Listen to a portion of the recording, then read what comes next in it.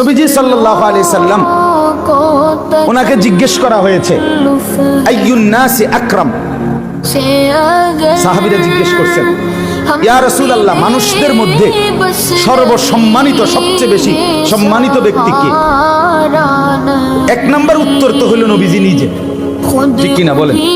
কারণ তিনি তো তিনি, তার সাথে কোনো দিকে কাউরে তুলনা করার সুযোগ আছে নি।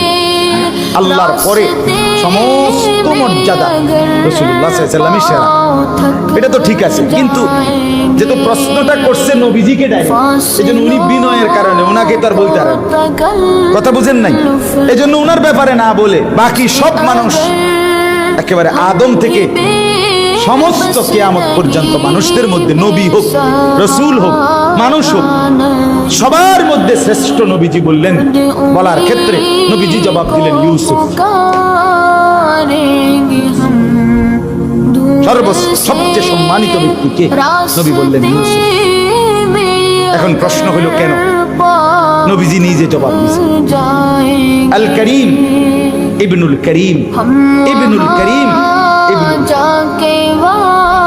কেন? শোনো সাহাবীরা, ইউসুফ হলো সম্মানিত, তার বাবা সম্মানিত, তার বাবা সম্মানিত, তার বাবা সম্মানিত। মানে ইউসুফ নিজে সম্মানিত, ইউসুফের বাপ সম্মানিত, ইউসুফের দাদা সম্মানিত, ইউসুফের বড় আব্বা সম্মানিত। এবার প্রশ্ন হলো এটা কেন? তো তিনি নবীজি বললেন আবার নবিউল্লাহ ইবনু নবিউল্লাহ ইবনু নবিউল্লাহ ইবনু খলিল। ইউসুফই একমাত্র নবী, একমাত্র মানুষ পৃথিবীতে আদম থেকে কিয়ামত পর্যন্ত যেটা আর কারো মর্যাদা নাই, সেটা শুধু ইউসুফের, যে যিনি নিজে নবী, তার বাবা নবী, তার দাদা নবী, তার বড় আব্বা। বুঝেন নাই কথা? ইউসুফ আলাইহিস সালাম নবী, ওনার আব্বা ইয়াকুব আলাইহিস সালাম উনি নবী, ওনার আব্বা ইসহাক আলাইহিস সালাম উনি নবী, ওনার আব্বা ইব্রাহিম আলাইহিস সালাম উনি নবী। এই মর্যাদার কারণে,